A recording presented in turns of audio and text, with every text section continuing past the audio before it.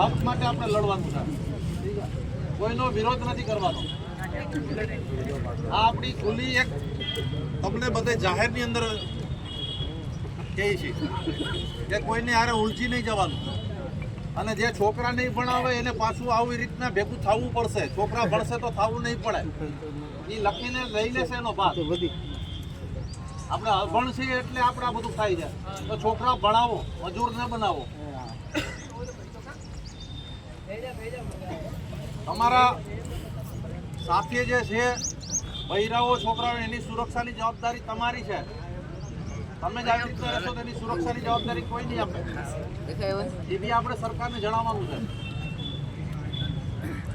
સારું શૌચાલય હોવું જોઈએ, તમારા મકાન હોવું જોઈએ. આકસ્મિક જે મૃત્યુ થાય તો એના બી વીમો મળવો જોઈએ કે ના મળવો જોઈએ? એની સુવિધા કોઈને ઇમરજન્સી હોય તો સુવિધા મળે છે તમને અત્યારે? નથી મળતી. તમે અજાણ છો, તમે કોઈ જાણતા જ નથી કાંઈ.